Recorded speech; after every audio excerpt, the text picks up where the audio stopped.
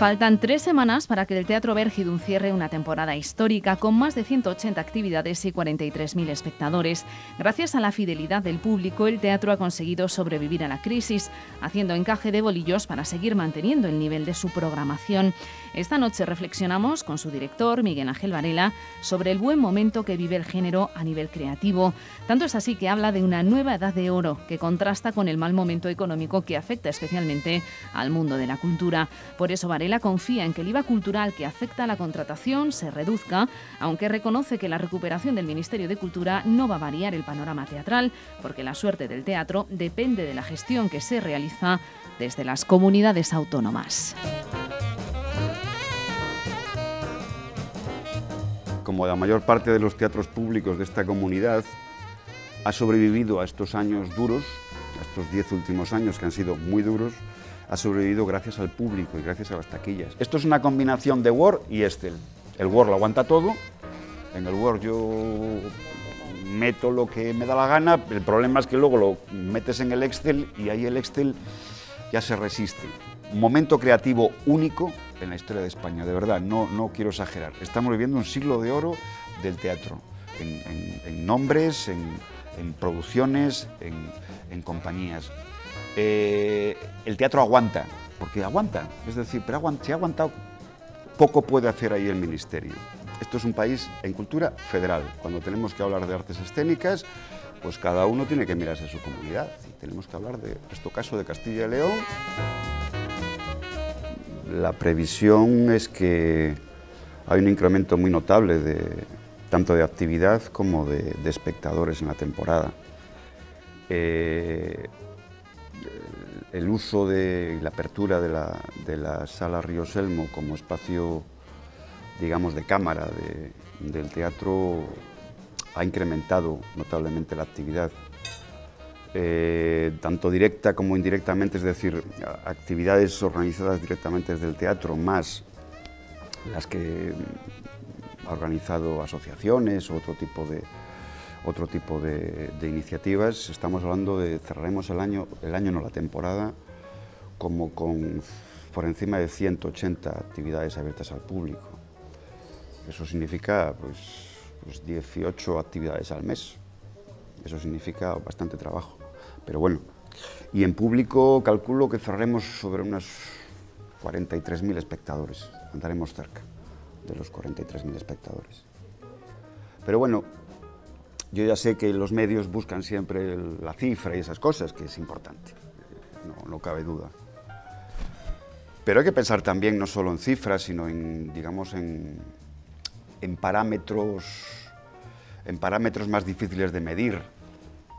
Yo qué sé, en satisfacción de los clientes, en la respuesta de los espectadores, en la pluralidad o en la variedad de la oferta que se hace, en pensar que intentamos a lo largo del año ofrecer propuestas escénicas de calidad para público pequeñito, para bebés, como se ha hecho habitualmente, hasta, yo qué sé, hasta la tercera edad. El jueves hay una función del grupo de teatro de la tercera edad de la Universidad de la Experiencia, perdón, que dirige Manuel Cuenya, y ahí será en Ríos Elmo. Quiero decir, ese grado de apertura también hay que valorarlo. ¿Para qué son parámetros más difíciles de medir? ¿Cómo mides? Hombre, intentamos medirlo en la medida de lo posible, pues a través de pequeñas encuestas a pie de función o de estar atentos también. Ahora mismo las redes sociales, internet te permite percibir las reacciones del público, y hay gente que comenta o que puntúa o que valora, y eso hay que estar atento y es importante. Pero claro, no son tan medibles como eso. Hemos tenido 43.000 espectadores y 180 funciones, que son cifras como más contundentes, ¿no? Como la mayor parte de los teatros públicos de esta comunidad, ha sobrevivido a estos años duros, a estos 10 últimos años que han sido muy duros, ha sobrevivido gracias al público y gracias a las taquillas, eso está claro. Pero no solo el Bérgidum, todos aquellos que, digamos, que tomamos la decisión en su momento, cuando subió el IVA, cuando los presupuestos bajaron a más de la mitad, es decir, hace 10 años el Teatro Vergidon tenía de la red de teatros de Castilla y León como un 60% más de ayuda que tiene ahora. El presupuesto municipal era también como el doble del que tiene ahora, más del doble incluso del que tiene ahora. Y sin embargo, en estos años, pese a eso, hemos mantenido programación e incluso la hemos incrementado en cantidad. Y yo diría que hemos mantenido la calidad. Esto lo hemos hecho gracias básicamente, insisto, al espectador, al público, a la taquilla. Pero es que la taquilla es un elemento fundamental en el teatro. El teatro básicamente es un artista que cuenta y un espectador que mira. Entonces, si no contamos con esos dos elementos, los demás sobramos. Sobra incluso el edificio. Evidentemente sobran los programadores, incluso los técnicos sobran. El trabajo de programar es básicamente recibir propuestas, no solo recibirlas, sino estar atento a las propuestas y un proceso de selección que no para nunca. Es decir, hay un problema fundamental y es que hay una oferta infinitamente superior a la demanda. Es decir, con las propuestas que yo recibo y que cualquiera de los teatros públicos de Castilla y León recibimos en nuestro correo electrónico sin mirar más, en un día o en una semana podríamos programar 3 años sin ningún problema. Hay una hiperoferta realmente angustiosa. Eso genera una situación angustiosa porque sabemos que tenemos que decir que no a muchas cosas interesantes, pero lamentablemente es imposible acceder o dar cabida a toda la oferta. Básicamente lo que hay que tener es claro qué quieres ofrecer. Es decir, básicamente tener un proyecto. Y hombre, en el Vergidon después de 22 años tenemos claro qué líneas de trabajo queremos plantear, cómo queremos, como os decía antes, atender a diferentes públicos, atender al gran público, atender a los niños, atender a los bebés, propuestas más contemporáneas, más rompedoras, más vanguardistas, propuestas emergentes de jóvenes compañías que están haciendo cosas absolutamente maravillosas, atención a lo local, es nuestra obligación, y tomando lo local con cierta laxitud, ¿no? Pues también cosas que surgen en la provincia, etcétera.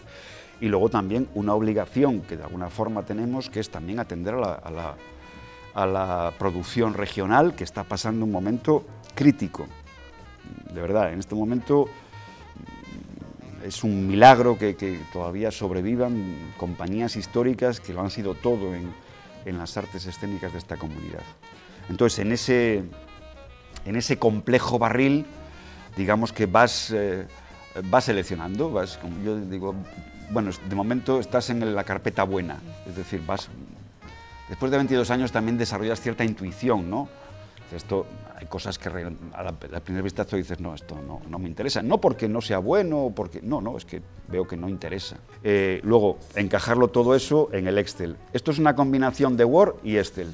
El Word lo aguanta todo. En el Word yo meto lo que me da la gana, el problema es que luego lo metes en el Excel y ahí el Excel ya se resiste. Entonces hay que, digamos, jugar con esas dos herramientas, el Word, que es la imaginación y es las ganas, y el Excel, que es el que te pone en la realidad y es donde vas mirando a ver cómo hacer, con los recursos económicos y humanos que tenemos y también con el propio espacio que tenemos. El otro día me llegaba una oferta de danza absolutamente extraordinaria, que es flipante, pero claro, cuando vi la fecha técnica dije, no, mira, casi mejor que no, porque no vamos a poder, evidentemente. Ha coincidido estos 10 años con un momento creativo impresionante. Es decir, no es exagerar decir que probablemente estamos viviendo un siglo de oro del teatro en España. Si lo miramos desde la perspectiva histórica, en la generación del 27 dio dos grandes dramaturgos, Lorca y Valle Inclán. Incluso Lorca, porque el pobre Valle Inclán era un gran dramaturgo, pero nadie le hacía caso. Fue un fracaso en el teatro. Es decir, dio dos. Ahora mismo hay un puñado de escritores, de directores, de actores, como nunca. Juan Mayorga acaba de entrar en la academia. Juan Mayorga yo creo que es un equivalente a Lorca o a Lope o a Boro Vallejo. Es un dramaturgo de primer orden que además se le estrena en todo el mundo. Es decir, no es un autor solo en España, pero se le estrena a Juan Mayorga, se le estrena a Juan Carlos Rubio, se le estrena a Paco Becerra, un dramaturgo joven. Está estrenando permanentemente en Alemania, en Inglaterra, en Hispanoamérica. Es decir, tenemos una generación increíble en materia creativa. ¿De qué trata? Trata de lo que debe tratar el teatro, yo creo. El teatro no sirve, si el teatro fuera mero entretenimiento, habría muerto hace años ya, porque para entretenernos ahora mismo tenemos 1000 cacharros, tenemos el móvil, tenemos internet, tenemos un montón de cosas para entretenernos. El teatro debe ser algo más que entretenimiento. El teatro es ese jodido espejo, si me permitís la expresión, donde vernos con nuestras contradicciones, con nuestras mediocridades, con nuestras cualidades y con todo. Es el espejo donde vernos. Y el teatro contemporáneo español, quizá la clave de su éxito es que ha aprendido a enseñarnos cómo somos. Y Miguel del Arco, por ejemplo, lo que está haciendo Miguel del Arco en el Pavón Kamikaze es algo increíble. Es algo que no han hecho los espacios públicos de Madrid. Ahora mismo la programación, digamos, con mayor rigor en lo dramático y con unos criterios prácticamente de teatro público, pero hecho desde lo privado, es el Teatro Pavón Kamikaze. El teatro aguanta, porque aguanta, es decir, pero se ha aguantado, aguantó la Inquisición, aguantó prohibiciones, aguantó caprichos reales, ha aguantado todo, dictaduras, democracias, todo. El teatro lo aguanta todo, porque el teatro forma parte de la capacidad del ser humano para verse. Es un espejo, y el espejo no se puede romper.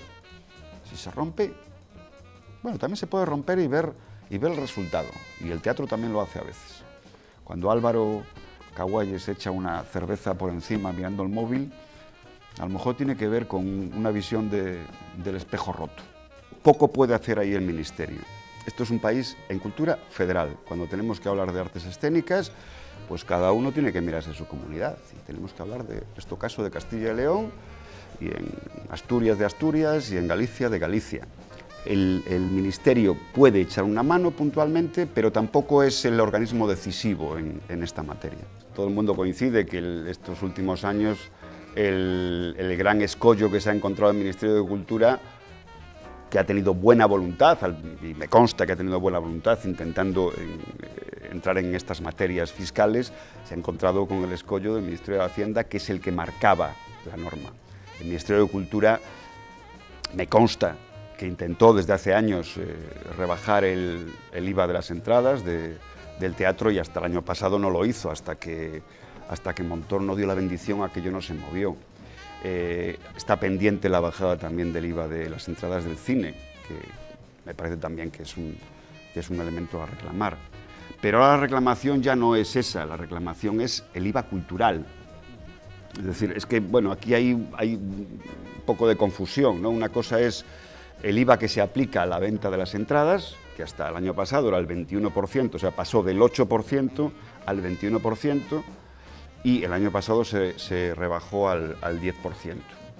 Eso afecta sobre todo, digamos, a los grandes teatros comerciales que viven de la taquilla, básicamente. Pues evidentemente eso mejora las condiciones. Y afecta, en los casos de los espacios públicos, como puede ser el Vergidum, aquellas propuestas que vienen exclusivamente a taquilla, también les beneficia. Pero lo que no ha cambiado es el IVA de la contratación. Es decir, cuando un teatro contrata a una compañía, el IVA a aplicar es el 21%, como era antes. Ahora la reclamación es que ese IVA también se baje al menos al 10%, básicamente porque liberaría un montón de recursos que repercutirían en la mejora de las condiciones de contratación. De repente, pues con el mismo presupuesto tendrías 11 puntos más para gastar, para comprar.